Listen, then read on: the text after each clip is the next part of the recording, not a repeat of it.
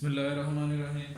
Dear first year students, today we are going to start our next topic on the chapter number 13, and this chapter is very important from short questions point of view. तो आज हम बात करते हैं respiratory system of man की। अगर हम बात करें रेस्पिरेटरी सिस्टम ऑफ मैन, तो इंसानों में हम इसे कहते हैं it creates the air passage way in the man. और इसकी अगर हम कंपोनेंट या जो स्ट्रक्चरल ऑर्गन्स आते हैं, एक हम देखते हैं सबसे पहले नोज, और इसी तरह से nasal cavity human respiratory system या एयर पैसेज वे में पहला ऑर्गन है। और इसी तरह से फिर इसके बाद हम देखते हैं next organ, it is the pharynx, that is the end of the oral cavity। और थर्ड नंबर पर हम देखते हैं trachea, that is also called the wind pipe, ये wind pipe भी कहलाता है। और फिर इसी ही तरह से मजीद आगे बात करें तो ट्रेकिया डिवाइड हो जाता है दो शाखों में, जो राइट और लेफ्ट लंग्स में एंटर होती हैं, जिनको हम कहते हैं दीज आर कॉल्ड ब्रोंकाई। और इसी तरह से फिर आगे देखा जाए तो ब्रोंकाई डिवाइड हो जाता है ब्रोंकियोल्स में, और ब्रोंकियोल्स का एंड वाला स्ट्रक्चर जो है इसको हम नाम देते हैं इट इज कॉल्ड एल्वोलाई। तो लार्ज नंबर ऑफ एल्वोलाइज मिलकर लंग्स डेवलप करते हैं। तो इस तरह से हम देखते हैं ये 6 स्ट्रक्चरल ऑर्गन्स हैं जो ह्यूमन रेस्पिरेटरी सिस्टम में पाए जाते हैं। अब हम इनके फंक्शन और पहले इसकी डायग्राम जरा बना के देख लेते हैं। तो सबसे पहले अगर देखा जाए तो हम ये देखते हैं नेजल कैविटी, नोज वाली कैविटी को कहते हैं, जो कि हमारे थ्रोट में एंटर होती है। आउटसाइड द बॉडी जो पोर्स, जो सुराख है, इसको हम नाम देते हैं these are called external nostril. इसको हम एक्सटर्नल नोस्ट्रिल का नाम दे देते हैं। और इसी ही तरह से बॉडी के इनर साइड पर जो नोस्ट्रिल मौजूद है, जो गले में फेरेंक्स पर ओपन होते हैं, these are called the internal nostril. और इसी तरह से मजीद देखा जाए तो इस नेजल कैविटी के फंक्शंस क्या होंगे। This nasal cavity has a ciliated membrane that have hairs and mucous membrane, and this mucous membrane is responsible for the filtration of the air and the filtration of the dust particles। हम देखते हैं कि ये जो mucous membrane है ये क्या काम करती है, ये सिलिएटेड भी है नेजल कैविटी में, और इसी तरह से हम इसको कहते हैं it is the mucus membrane, जिसकी वजह से डस्ट पार्टिकल्स को ट्रैप कर लिया जाता है ताकि लंग्स तक जो एयर पहुंचे वो पोल्यूशन फ्री हो, फिल्टर्ड एयर होती है। और इसी तरह से हम देखते हैं ये वाली जो कैविटी, इसको हम नाम देंगे it is the nasal cavity. इस नेजल कैविटी में म्यूकस मेम्ब्रेन तमाम रेस्पिरेटरी ट्रैक पर मौजूद है। ह्यूमंस के एक्सटर्नल नॉस्ट्रल से शुरू होती है और हम इसको कहते हैं एल्वोलाई में एल्वोलर डक्ट तक ये म्यूकस मेम्ब्रेन पाई जाती है, जिसको हम एपिथेलियम कहते हैं। अब देखें कि ये जो म्यूकस मेम्ब्रेन है इस नेजल कैविटी में आने वाली एयर को फिल्टर करती है, गर्म करती है और इसमें मॉइस्चर डेवलप कर देती है। अब इसके बाद नेक्स्ट जो हम देखते हैं ओपनिंग है, ये ह्यूमन फेरेंक्स के नीचे एक लार्ज ओपनिंग है जिसको हम कहते हैं इट इज द ट्रेकिया। ये ट्रेकिया कहलाता है।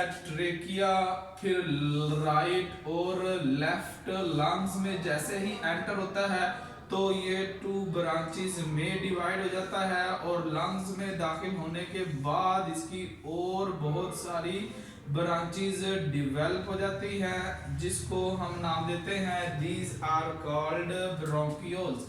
यानी इस तरह से अगर हम देखें तो ये ह्यूमंस लंग्स की डेवलपमेंट है, जिसमें बहुत सारी ब्रांचेस और रीब्रांचिंग के जरिए से हम देखते हैं एल्वुलर डक्ट्स डेवलप होती हैं। और हम कहते हैं यहाँ पर एक कार्टिलेज का फ्लैप है at the behind of the tongue. Suppose किया अगर हम इसको टंग कंसीडर कर लें, यहाँ पर एक फ्लैप है कार्टिलेज का, this is called the epiglottis. हम इसको एपिग्लोटिस कहते हैं। That prevents the entry of the food in the human respiratory tract और द ट्रेकिया। इसे हम कहेंगे it is the flap of the cartilage epiglottis and the opening of the wind pipe it is called glottis. जो wind pipe की opening है जिसको हम trachea भी कहते हैं, इट इज द ग्लोटिस। अब इसके बाद हम देखते हैं यहाँ पर ही ह्यूमन विंड पाइप यानी ट्रेकिया में ही एक कार्टिलेज का बॉक्स मौजूद होता है, दैट इज कॉल्ड लेरेंक्स। यहाँ पर एक लेरेंक्स मौजूद है, यानी यहाँ पर हमने जो विंड पाइप और ट्रेकिया बनाया है, इसके साथ हम देखते हैं विंड पाइप और ट्रेकिया के साथ लेरेंक्स भी पाया जाता है। और हम कहते हैं ये लेरेंक्स प्रोड्यूस करता है साउंड को, क्योंकि हम देखते हैं जो म्यूकस मेम्ब्रेन और पूरी रेस्पिरेटरी ट्रैक पर मौजूद है वो दो फाइब्रस कॉर्ड्स डेवलप करती है, that are called the vocal cords. हम इनको वोकल कॉर्ड्स का नाम देते हैं, ये कहलाएंगे वोकल कॉर्ड्स। और इन वोकल कॉर्ड्स की मदद से हम कहते हैं ये है लेरेंक्स। ये वोकल कॉर्ड जो है ये क्या क्रिएट करता है, वाइब्रेशन से साउंड प्रोड्यूस करता है।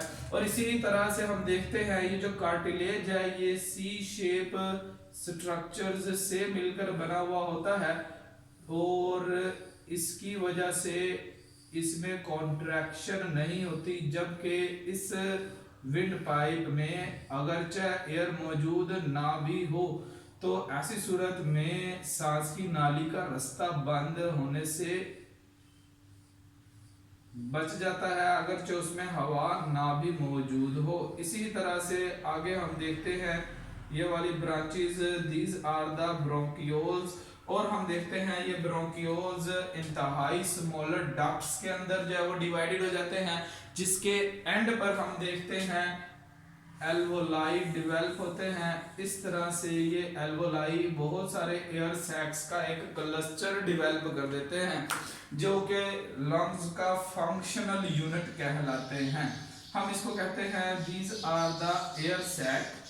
Large number of the air sac form a alveoli and the bronchioles divide into a smaller duct that is called alveolar duct. It is the alveolar ducts and these are the smaller branches that are developed from the bronchi. It is the bronchioles. तो इस तरह से हम देखते हैं कि ये दो ब्रांचेस, इनको हम नाम देंगे ब्रोंकाई। ये दो ब्रांचेस ब्रोंकाई कहलाएंगी, राइट और लेफ्ट लंग्स में अलग अलग से दाखिल होती है। और इसी तरह से अगर देखा जाए तो इन लंग्स की आउटर सरफेस पे एक खास मेम्ब्रेन है जिसको हम कहते हैं it is called the pleural membrane and this pleural membrane helps the protection of the lungs. कि ये इसमें प्लेयूरल फ्लूइड है जो इस लंग्स को ओवर एक्सपेंशन से एंड फ्रॉम डैमेज से बचाता है। इस मेम्ब्रेन को हम नाम देते हैं this is called the pleural membrane. इसी तरह से राइट लंग्स में मौजूद होगी, वैसे ही ये सारा स्ट्रक्चर लेफ्ट लंग्स में मौजूद है। और ये प्लेयूरल मेम्ब्रेन है जो आउटसाइड द लंग्स इसकी प्रोटेक्शन का काम करती है। तो इस तरह से हम कहते हैं एयर पैसेज वे में देखा जाए तो नोज जो है नेजल कैविटी के जरिए से एंट्रस होती है, फिल्ट्रेशन होती है एयर की और उसमें मॉइस्चर क्रिएट होता है। फेरेंक्स जो है डायरेक्ट कर देता है, ये वाला पोर्शन फेरेंक्स कहलाता है जो कि हवा को इस विंड पाइप में ट्रेकिया वाली नाली में सांस की नाली के अंदर जो है वो डायरेक्ट करता है। और इसके बाद ट्रेकिया जिसको हम विंड पाइप कहते हैं, कार्टिलेज से बना हुआ एक पाइप है और इसमें लेरेंक्स मौजूद है जो वॉइस प्रोड्यूस करता है। और इसी तरह से ब्रोंकाई का फंक्शन है, ट्रेकिया बाइफरकेट होता है टू ब्रांचेस में, राइट साइड पर राइट लंग्स में, लेफ्ट साइड पर लेफ्ट लंग्स में।